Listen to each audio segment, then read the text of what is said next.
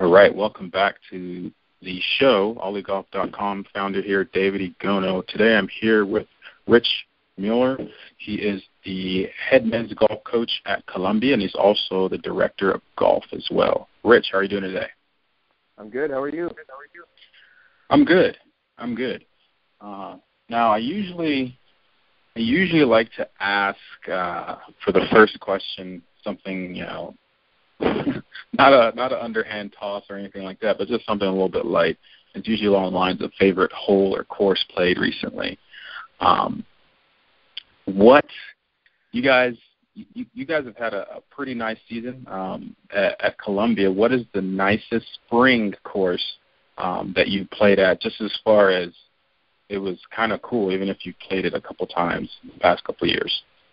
Our favorite course this spring. Well, and I think it had to be at Baltusrol. For the Ivy League Championship, it is ranked inside the top 100 continually. It's hosted quite a few major championships, U.S. Open, PGA, and I think they just announced the PGA is coming back there in 2016. So by far our favorite course, and just because of the difficulty and the prestige that it offers. Cool.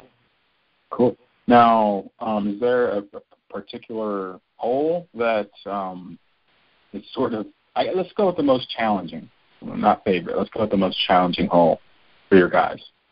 Ooh, at Baltusrol, there's a lot of really good holes. I think the hole that people may recognize the most is probably the par 3, number 4. But I actually think the toughest hole is number 16, which is a par 3. We played it at about 230 yards for the final round. You're hitting out of the chute to a very small green. It's well guarded by bunkers, and it just requires an outstanding long iron or hybrid. And if you can hit that shot in a conference championship, you must be doing something right. So I thought that was a great way to end the golf course. That's something unique about Baltusrol is actually 16 is a par 3, 17 is a par 5, and 18 is a par 5. So it's an interesting mix of holes. But 16 would be my favorite. Cool. So let's jump into your story. What was that moment or moments that the game of golf just grabbed you? I think it probably went back to just a friend of mine when I was really young, picked up the game, and we spent some time just in his backyard hitting golf balls at a barn, and it was cool because the shot, if you hit it well, hit the barn, and it made a loud bang, and so it was kind of a fun introduction to the game, and just was sort of more of a. I wasn't playing golf. I was hitting golf balls, and that was sort of my first moment. I was like, okay, this is fun, and took it from there and played a few tournaments when I was very young with him as well, and sort of just kept it as part of my life for the last 20-something years. Now, one of the nice little side notes when it comes to memories, especially in your amateur career, whatever sport you may play, was there a coach or your dad or older brother or maybe even uncle or what have you that kind of helped to nurture your love of the game? Because I know that it's one thing. I don't know about your let me just call it your youth, but for me, I played anything and everything as long as it wasn't homework. I was so ready to play it. So, but at the same time, it helps to have that guiding hand. Did you have a guiding hand as far as a coach or a mentor early on? Yeah, my dad definitely took me to the golf course, and he wasn't a good player. I think he just, it was part of his life too, but more of a recreational thing. And our free time was either baseball or golf, and he just encouraged me to stick with it, and I think I was a good listener, and so I at a very early age realized, even though that I was way more successful in baseball than I was in golf, that golf presented a lot more opportunities than other sports did. And I kept hearing from people, golf is a sport you can play for life. Baseball or football is something you can't.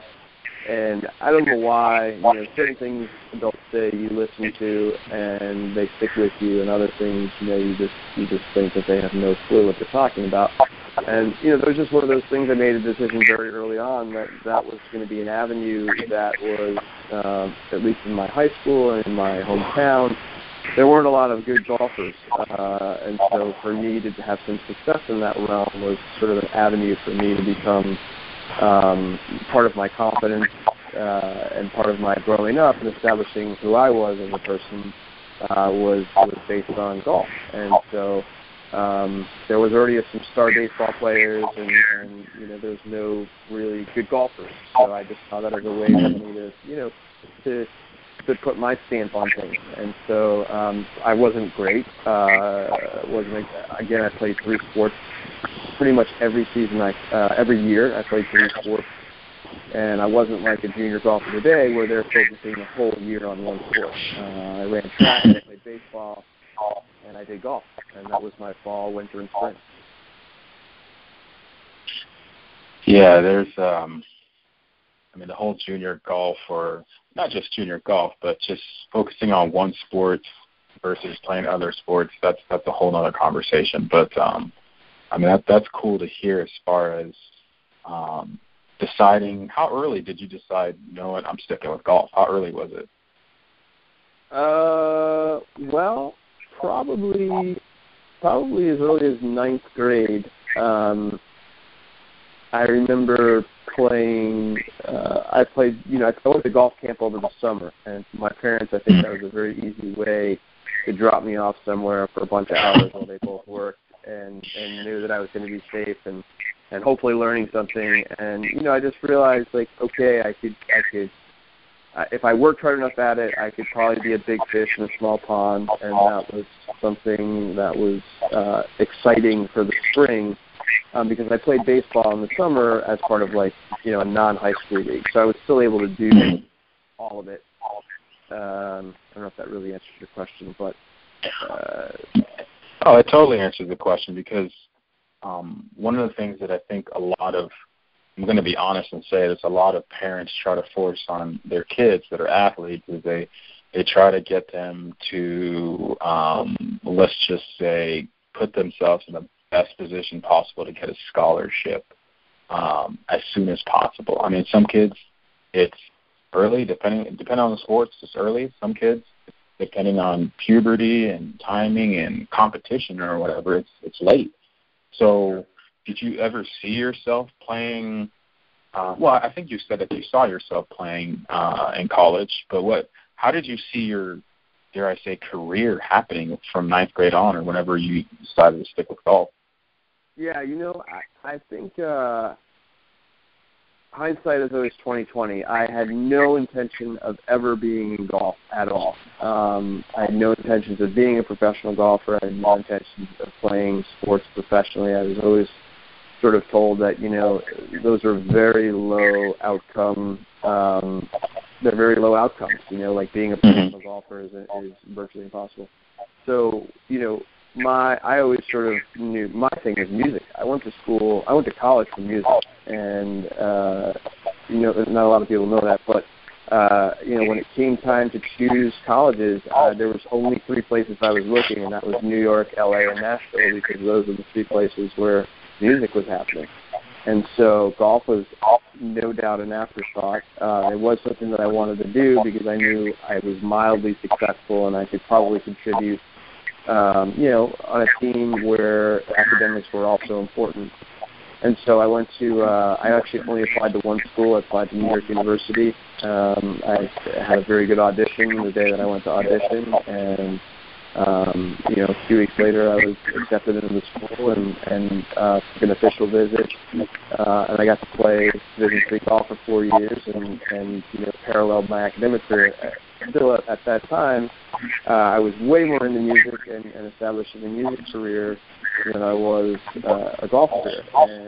But golf has just always been a part of my life, and I was, again, mildly successful in college. I didn't have a great scoring average, and it was part of the experience. It wasn't the focus. And so that's exactly what the Division III model is. And so, that took me through college, and then my college coach asked me when I graduated, he said, any interest in coaching? And I had actually sort of an interesting job when I graduated that allowed me to have all this free time. It was a great job. And so I was able to coach golf literally starting my first year out of college, and then here we are 15 years later. Okay, so the whole musician bit, I was going to wait till, I don't know, midway, close to the end of the interview, but you mentioned it, so let's get into that. I read that you do you still play gigs around New York when you have a chance, or is that something that doesn't happen much? It's died off. We had I played in a bunch of different bands, all the way from high school through college and beyond, and we've done some really fun things. We've done a bunch of things for the New York Rangers, for the New York Knicks, for the Islanders, and so I've had a really sort of special experience with all that stuff, and to be able to do it for some New York teams has been a lot of fun. But the reality is, you learn very quickly that you can't.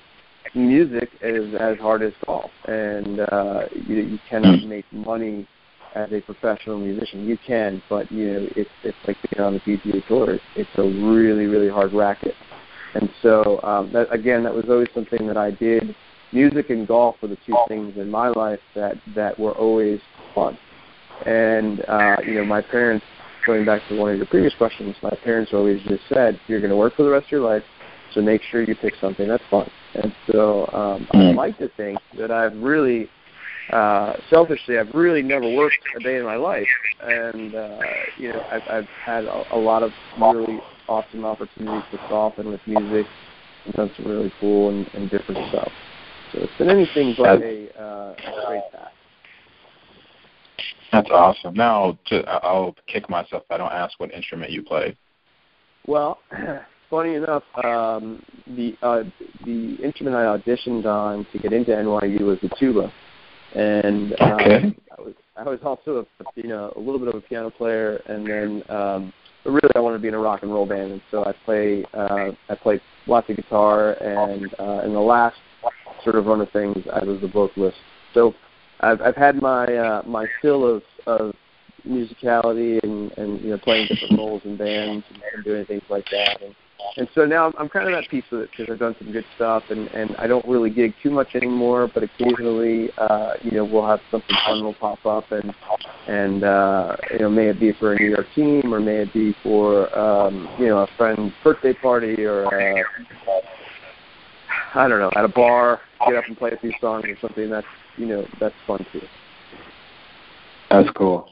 Well, let's get back to the main track of the interview here. So you actually mentioned that you got to graduate from college and you had a job or occupation that allowed you to have all this free time, and you weren't thinking about coaching, but your coach sort of offered it to you. First of all, I think that I'm going to say ideal, and a lot of you are going to say no.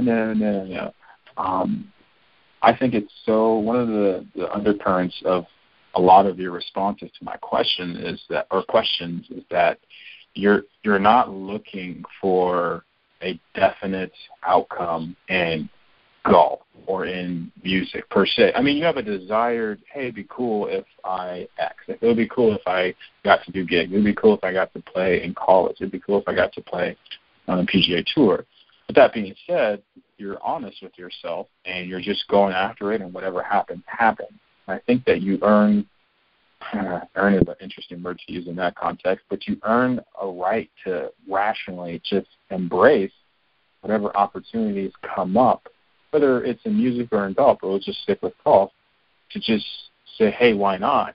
And like you said, it's over a decade later. I mean, you never saw yourself coaching, right? Never? I mean, it's not something that you even entertained, right? Until that. No, I mean, I went to school for music, and, what I found out is there's actually a huge dichotomy between the music business and the golf business, and it is maybe, most people associate the music business as one of sort of the sleaziest businesses there is, and that's absolutely true. And the golf business is one of the most truthful businesses, or the game of golf is not like that at all. And so, I found out very quickly through internships that as much as I love music and I love being an artist, I knew that I didn't want to be on the business side of music, because for a million reasons, it's not sustainable. It still isn't. Making money in the music business is really hard. And so what I really found out was that I just love to be an artist, and that was what I wanted to do. The music business part was just sort of a safe bet in case being an artist didn't work out. That's more of my parents saying, you're not going to go study music, you're going to study music business, and you're not going to be a tuba player, you're going to be the guy that books bands, or you're going to be the guy that signs bands to record companies. You're not going to be the artist thing is just it's too risky. And they were right, but I think having that background also made me a smarter artist as well. So but it's all part of it. And so the golf thing is just you just staying with the two things you're passionate about and finding ways. Just because you're not an artist or you're not, a big-name artist doesn't mean you can't make a career of it. And just because you're not a PGA Tour player doesn't mean you can't make a career of golf. You just have to find other avenues within the game or within the industry that you're good at and that you can carve out a living. And so that's where I've probably been successful, is just finding sort of the nuance and niches within those industries, and that's what's allowed me to do what I've been doing. That's awesome. I could go off on a very, very long-winded tangent on the majority of what you just said, but I want to stick to the script here, and I'll come back to a lot of the points that you made. Columbia. How did you get to Columbia? Well, I spent 5 years coaching at NYU, which was a Division III program, and I had the good fortune of really getting that program going in the right direction. My last two years there, we qualified for the NCAA championships, and sort of this. It's kind of like this. One of the themes that's been running through my career is how do golf teams in New York City become successful, and how is it possible? I mean, there's probably not a place that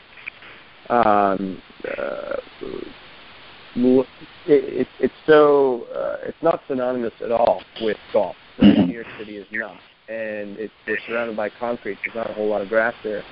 And so, I've always people are always asking me from my time at NYU and through my time at Columbia, where do you play? How do you do it? How do you get it done? And so I've sort of, turned that into learning how to practice, learning how to compete, being probably a little less traditional than most programs and coaches think of. But it is absolutely possible to be successful anywhere. And you just have to sometimes think a little bit outside the box.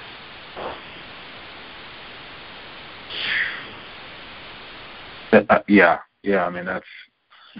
I'm thinking of like how do you set up practices? How do you I mean, not that how do you set up practices, but it's just not. It's on the opposite end of what you would think.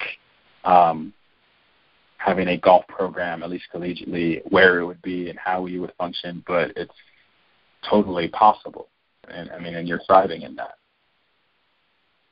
Yeah, we've had some success. We've had some success in doing that, and I think probably one of the pieces is really understanding how people get better, and what makes good players great, and how to really get the most out of them. And the thing that I've always hung my hat on is you have to know how to practice.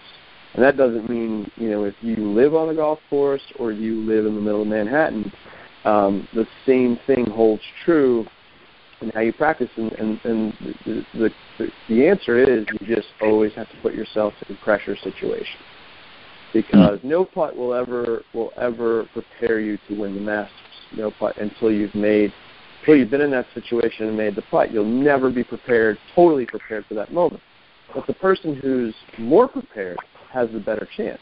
And in the game of golf, it's all about giving yourself the best chances, because that's what golf is. It's a very hard game, and so you just have to give yourself the best chance. And understanding how to do that is, I think, where I've been able to help a lot of players. And it's been the cornerstone of why Columbia and NYU have been successful, because you have to understand how to do those things. But you can take that concept of practicing under pressure and put it into anything, into basketball, into football, into any sport you want, and that's ultimately, in my opinion, what separates good players from great players. I totally agree. Now, the elephant in the room, so to speak, is that Columbia is an Ivy League school, which means that there are a whole nother spectrum of demands upon you and upon your players. How do you manage that? How do you stay on top of that? Well, I think you do a lot of the vetting in the recruiting process, and you want to make sure that you're bringing in kids that understand the whole deal, and that is they're all very, very smart kids to begin with, and they're all very capable, but they also have to understand that the kids that are on Columbia's campus, it's like they were all big fishes in small ponds. And so when you put that group together, it's a different dynamic, and now all of a sudden they go from being the smartest or top 5% in their class to maybe middle of the pack. And that's an interesting. It's interesting on a variety of levels.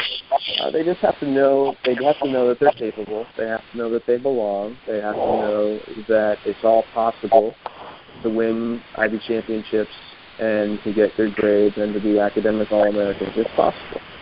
A funny example today was I think we're in the middle of an economics exam right now, and we're eating lunch today after their round, and everybody's on their cell phone looking at scores and doing that, and there's our three guys sitting there studying the full food table, studying economics. It's like, guys, look around the room, look at what you're doing and look at what everybody else is doing, and I try to tell them that you're going to be better for this in the long run, and right now, it's uncomfortable, it's not what you want, but this is what it really means to be a student athlete. And it may be painful for them right now, but they can look at it and say, I still made it. I still won an Ivy championship. I still made it to the NCAA regionals. I'm still competitive, and I still took a final on the road. And not many people can say that. Many people can say they won their conference. Many people can say they've been to the regional, but they didn't have that extra component on top of it. And so I think that's, they deserve a tip of the hat, and they deserve it from the best team in the field to understand what we're doing, which is different than what they're doing. Yet we still have some of the same goals. Yeah, the tricky thing about what I'm about to say is that you got to say it the right way. So I'll do my best to do it justice. But demanding more from yourself, whether it's academically or, dare I say, integrity-wise or athletically or mentally, when you constantly do that, whether it's a school requirement or a personal requirement or a family requirement or whatever, it makes you a better person. It makes you a better athlete.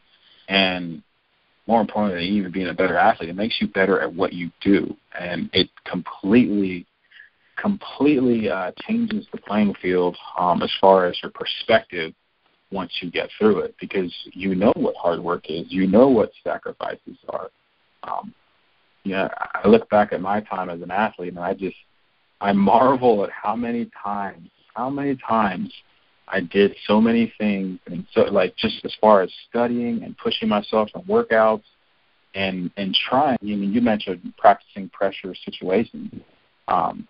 Sometimes it's like, why are we doing this? Why are we doing it this way?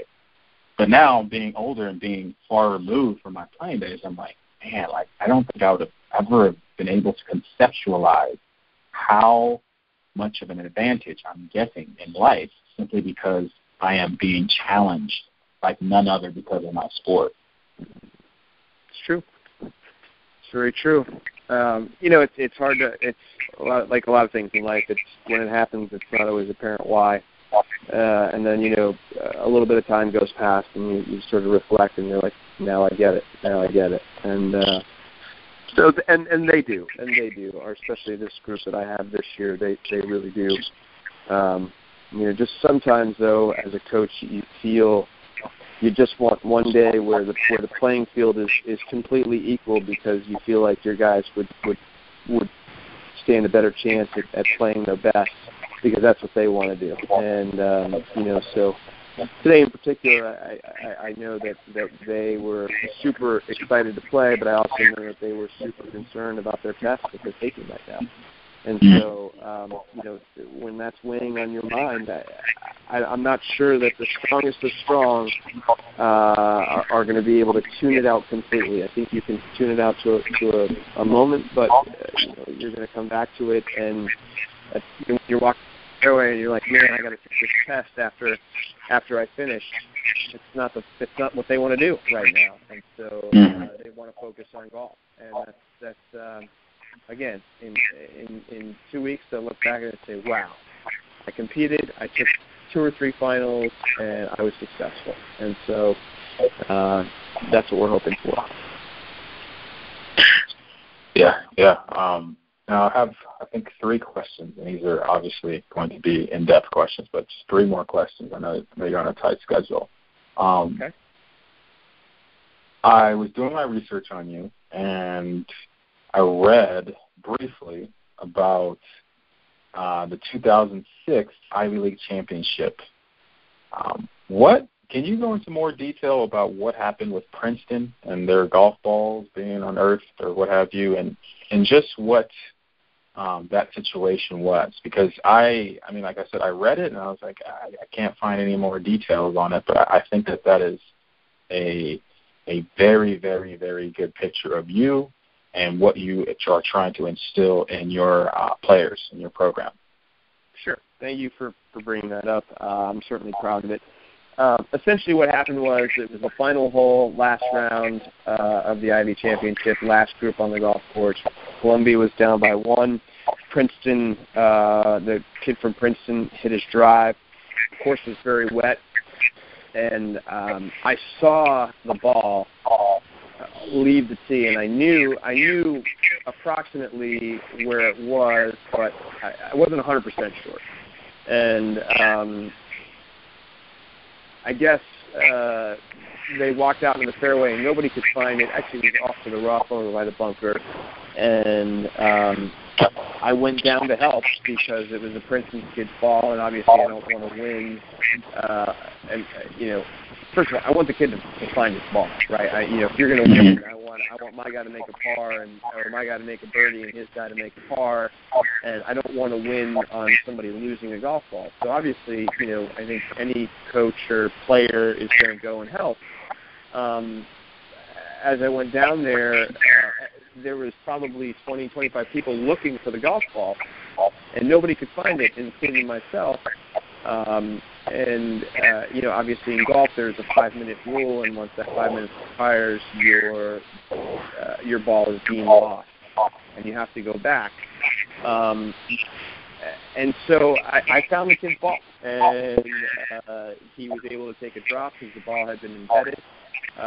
He hit a decent shot. It actually was over the green. My kid hit the green, 2-putted and made par, and he had to get up and down to make par. And if he did that, they won by 1. And so he did.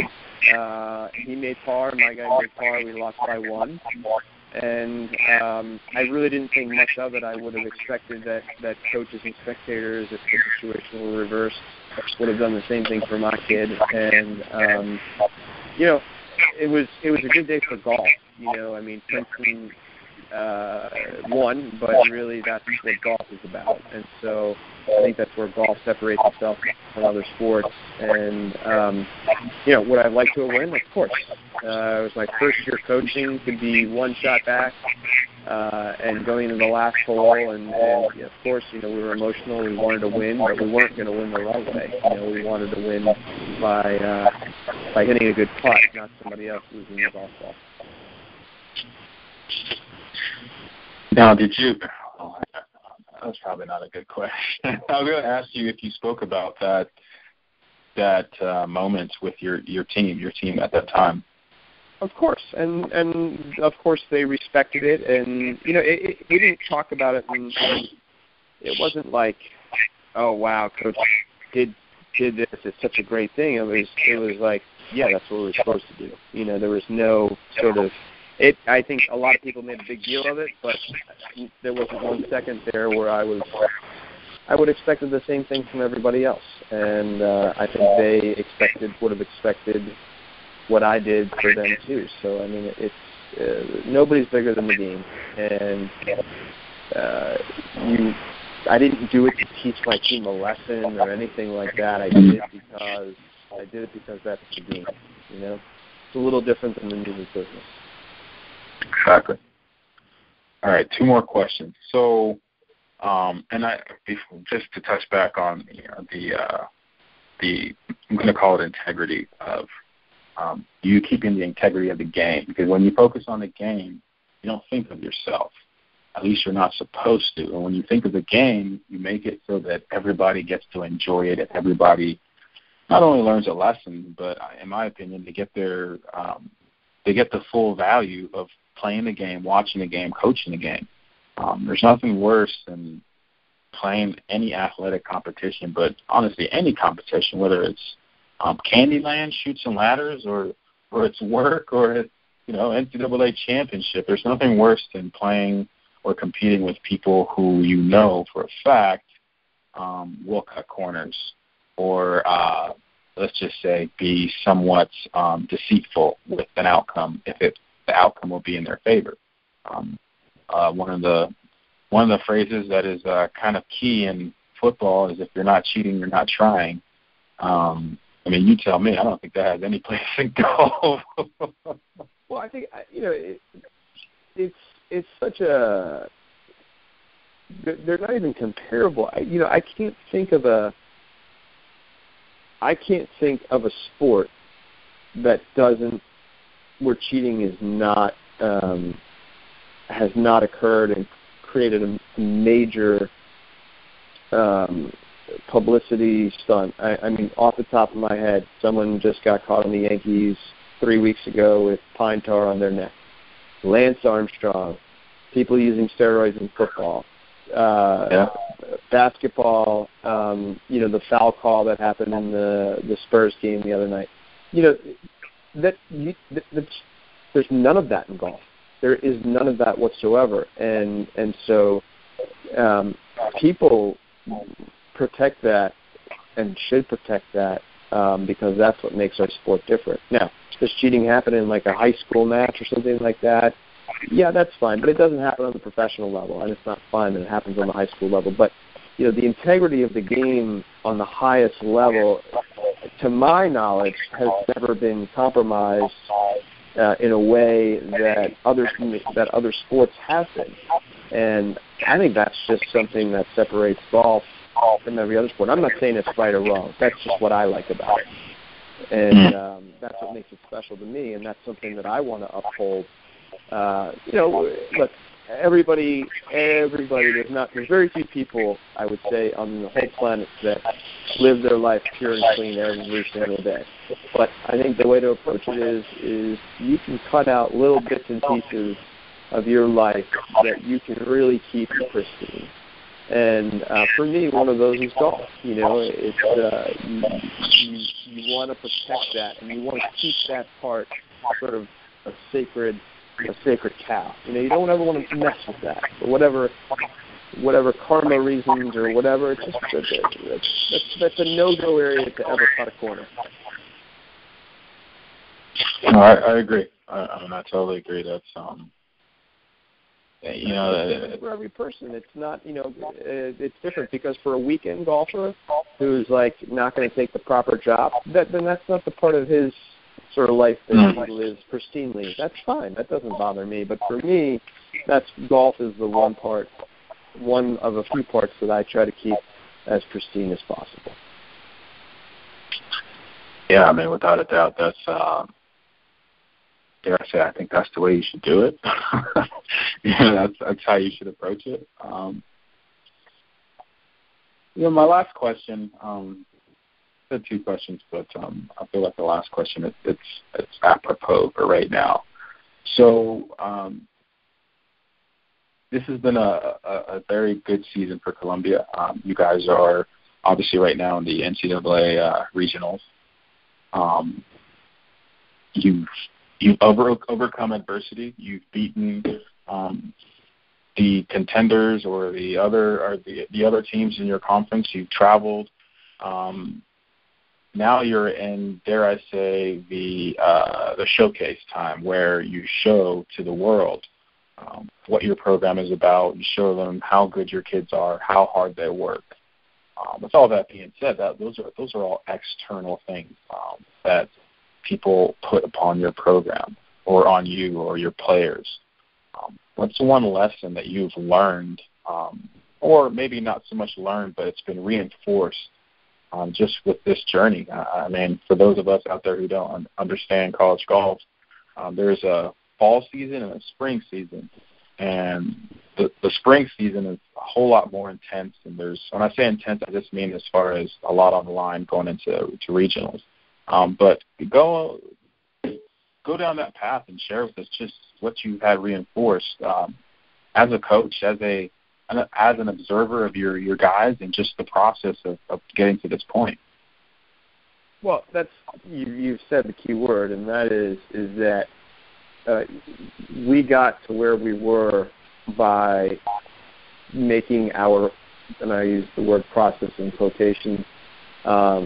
We spent a lot of time talking about our individual processes and then our team processes.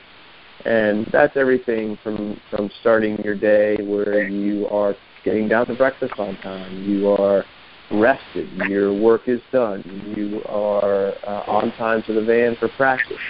You're taking care of yourself, and then that you don't get out of the van until you're an hour away from your tee time, or however much time it takes you to warm up. And what happens is everybody, it's incestuous in the sense where everybody learns each other's processes. And it's sort of like, okay, I know that this guy gets out of the van exactly 15 minutes before his tee time. And when he does that, I know he's following his own process. And that gives me a little sense of confidence. And then I know that I always start with putting. I never go to the range first.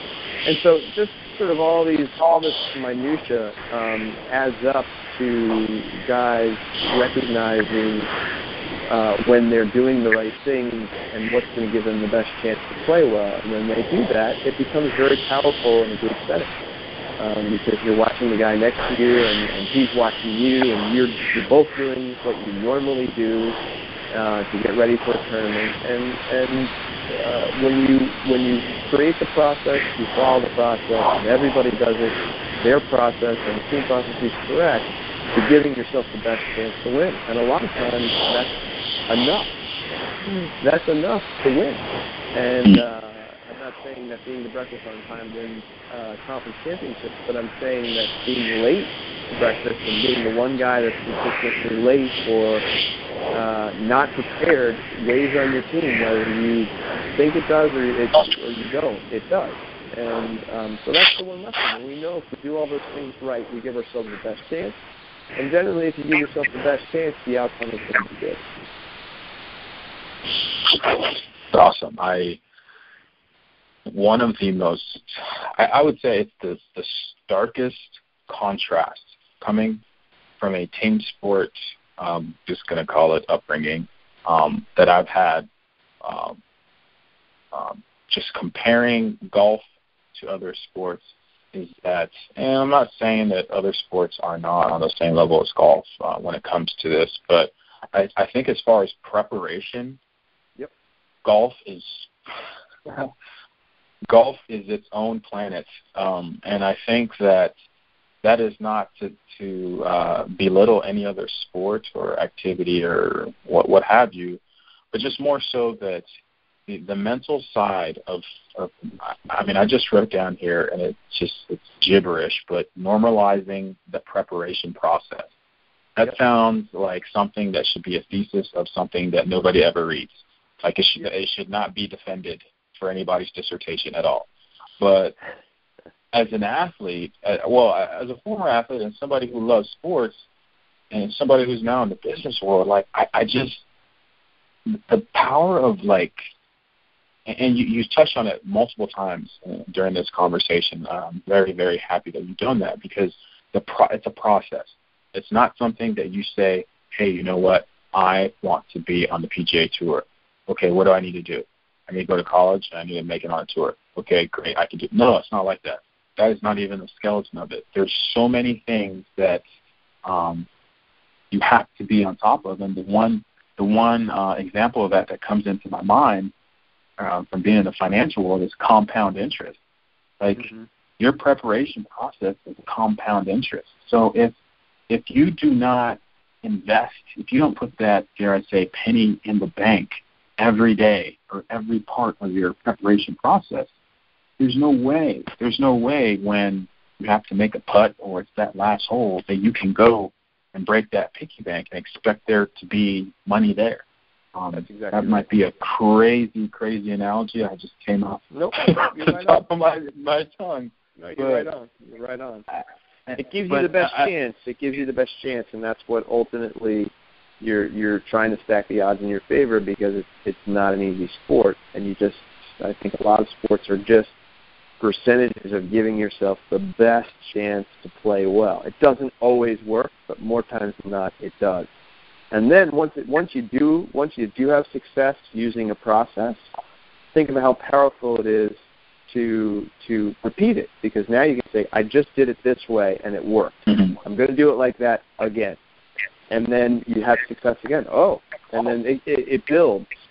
And then when you put that in a team context and you have 5 guys all doing it, it becomes exponentially more powerful when you see your teammate doing it. You know your teammate's doing the right thing, and he knows you're doing the right thing, and it gives you confidence.